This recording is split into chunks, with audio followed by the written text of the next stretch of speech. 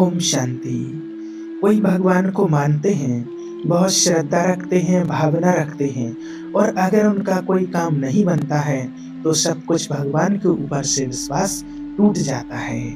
यहाँ भी बाबा के बच्चे भी ऐसे होते हैं, बहुत बाबा को याद करते हैं, बाबा को मानते हैं, किसी कार्य के निमित्त बाबा को भोग लगवाते हैं, सब कुछ करते हैं और उसके बाद अगर वो काम नहीं बनता है तो विश्वास उठ जाता है कि बाबा सुनता नहीं, भगवान हमारी तो सुनता नहीं।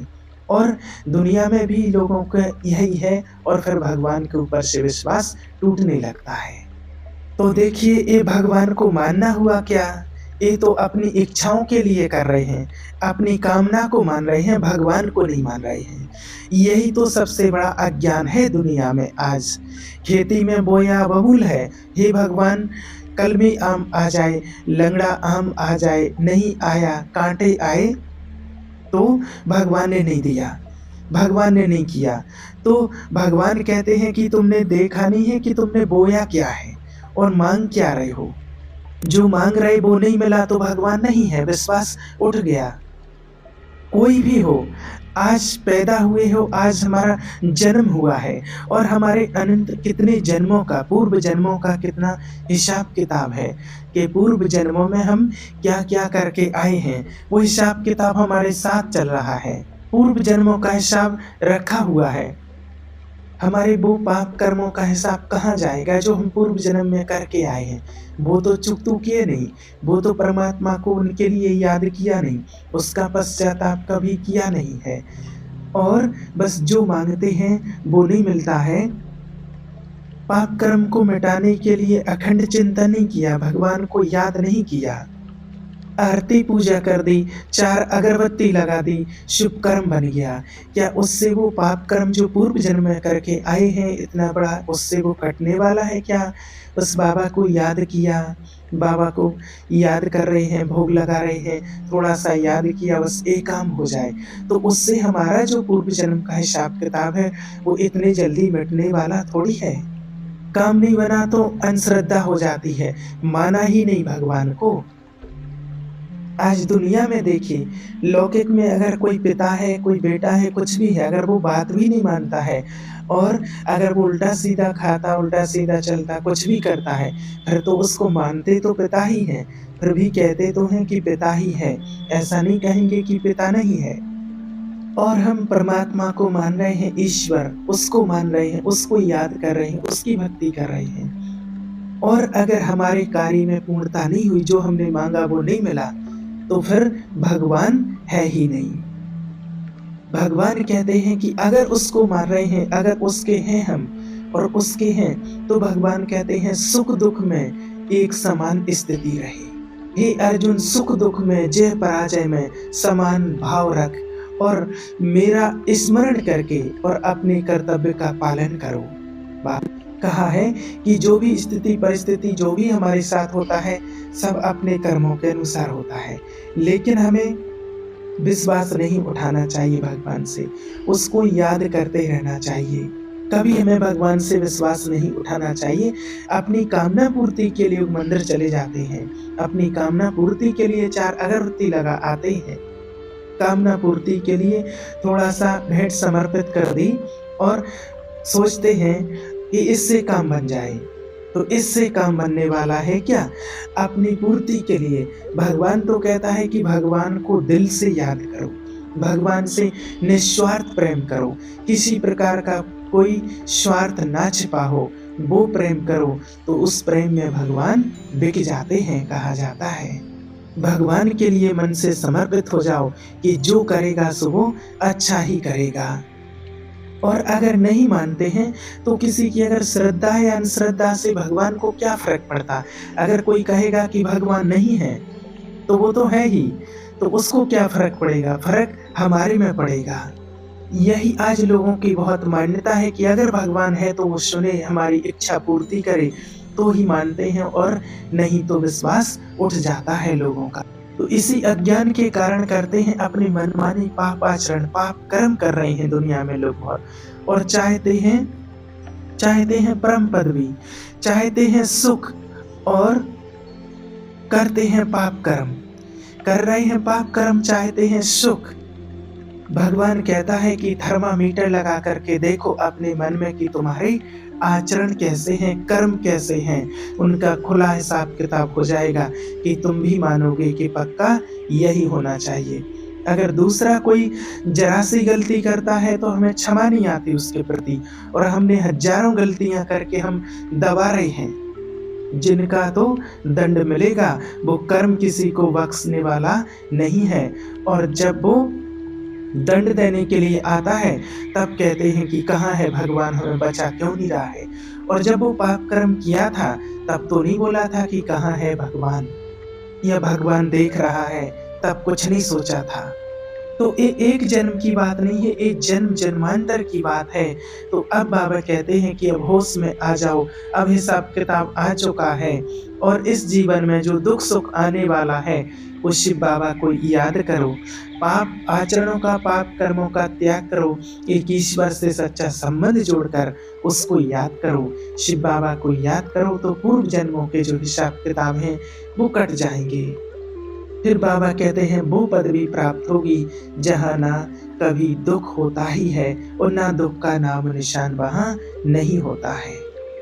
अगर हमारी कामना इच्छा पूर्ति हो जाती है तो भगवान का जय जयकार करते हैं, और जब इच्छा पूर्ति नहीं होती है, अगर हमारी कोई कर्म गति सामने है और इच्छा पूर्ति नहीं होती है तो फिर भगवान से विश्वास उठ जाता है।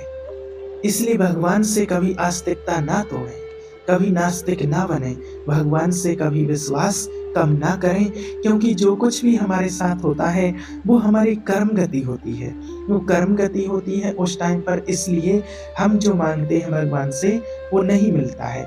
जिस प्रकार से आज देखिए आपका बेटा है, बच्चा है छोटा, उसको आइसक्रीम बहुत पसंद है और आप उसको आइसक्रीम खिलाते हैं और वो आइसक्रीम खाता है, लेकिन एक दिन ऐसा आता है जब उसको बहुत खांसी है, जुकाम है, और फिर वो बच्चा आइसक्रीम मांग रहा है, चिल्ला रहा है जोर से, आपके रिक्वेस्ट कर रहा है, रिक्वेस्ट नहीं देते, चिल्लाता, सब कुछ करता, लेकिन क्या आप उसको आइसक्रीम देंगे ऐसे टाइम पर? नहीं देते हैं। क्यों नहीं देंगे? आप में सामर्थ्य नहीं है क्या आइसक्रीम खिलाने का? लेकिन उस टाइम पर अगर देंगे तो तबीयत और बिगड़ जाएगी। तो इसी प्रकार अगर भगवान से जब हम कुछ मांगते हैं, अब हमारी अगर कर्म गति चल रही है, कुछ कर्म ऐसे हैं तो उस टाइम पर वो नहीं मिलता है तो हम रूठ जाते हैं। जिस प्रकार से देखिए आपका एक छोटा बच्चा है 10 साल का, आपकी चौक में गाड़ी खड़ी है, दरवाजे पर गाड़ी खड़ी है, और वो बच्चा कहता है कि मुझे गाड़ी चलानी है, चाबी दे दो, टू व्हीलर। 10 साल का बच्चा है, वो कहता है मम्मी चाबी दे दो, पापा चाबी दे दो। तो क्या आप चाबी देंगे उसे चलाने के लिए? नहीं देंगे ना। क्यों नहीं देंगे? क्योंकि बच्चा गाड़ी चलाएगा, वो गिर जाएगा, कहीं एक्सीडेंट हो जाएगा। तो अब बच्चे को ये ज्ञान नहीं है, बच्चे को तो सिर्फ इतना सा ज्ञान है कि मुझे चाबी मिल जाए और मैं गाड़ी चलाऊं। अगर आप चाबी नहीं देते हैं तो बच्चा रूठ जाता है, गुस्सा हो जाता है कि शायद माता पिता मुझे चाहते नहीं हैं। क्या ऐसा है? क्या आप चाहते नहीं हैं, बल्कि ज़्यादा चाहते हैं? क्योंकि बच्चे को सिर्फ इतना सा ज्ञान है कि मुझे चाबी मिले बस गाड़ी चलाऊंगा। आगे का ज्ञान उसको नहीं है कि मैं कहीं एक्सीडेंट ना हो जाए, कहीं गिर ना जाऊं, कहीं कुछ हो ना जाए। ये ज्ञान आपको है, बच्चे को नहीं है। तो स्वयं इसी प्रकार हम भगवान के बच्चे, वो हमारा माता पिता है, और जब हम उससे कुछ मांगते हैं, जब हम उससे कुछ मांगते हैं और आगे का ज्ञान उसको है कि अगर ये चीज़ें उसको देते हैं तो इसके बदले में इसका क्या नुकसान होगा, और इसलिए वो इस टाइम पर नहीं देता है तो हम रूठ जाते हैं उसी बच्चे की तरह। तो हमें भगवान अच्छा ही सोचता है और हमारे कल्याण के लिए ही सोचता है, इसलिए कभी उस पर विश्वास कम नहीं करना, उसको तो दिल से याद करना, जैसे मैं भी रखे वैसे मैं भी खुश रहना। यहाँ देखिए कर्म भूमि है, एक कर्म भूमि है, और जैसा खेत में हम बीज बोएंगे वो ही हमें काटना पड़ेगा। ऐसा नहीं कि बोया है नीम और उसमें अंगूर मिल जाएं, ऐसा कभी नहीं हो सकता है। गेहूं बोएंगे तो सरसों नहीं मिलेगा और सरसों बोएंगे तो गेहूं नहीं मिलेगा। इसलिए ये भगवान ने कर्म गति को शिव बाबा ने बहुत अच्छे से समझाया है कि जो कर्म किया है उसका फल भोगना पड़ेगा। इसलिए अब आगे के लिए गंदे कोई पाप कर्म नहीं करो, जो पूर्व के हैं, उसके लिए हम शिव बाबा को याद करके और अपने को आत्मा समझ के परमात्मा को याद करके उन पाप कर्मों को नष्ट करना है और आगे के लिए कुछ नहीं बनाना है। इस सृष्टि का नियम है कि जो दिया है, जो बोया है, वो काटना पड़ेगा। अगर दुख-सुख आते हैं तो वो हमारे कर्मों के कारण ही आते हैं, भगवान नहीं देता है। कई लोग ये भी कहते हैं तो क्या भगवान से माँगना नहीं चाहिए या माँगना चाहिए? तो देखिए, आप माँगिए, भगवान से कहिए, लेकिन छूट दे दीजिए कि अगर भगवान उचित हो तो आप दीजिए और अगर मेरे लायक ये उचित ना हो, अगर अनुचित हो तो फिर मेरे लिए अगर नुकसानदायक हो, मेरे परिवार के लिए हानिकारक हो तो ये नहीं देना। और आप दोगे तो भी आपको याद करेंगे, आपकी जय बोलेंगे और नहीं दोगे तो भी आपको याद करेंगे, आपके गुणगान करेंगे, तो माना जाएगा कि हम भगवान को मानते हैं।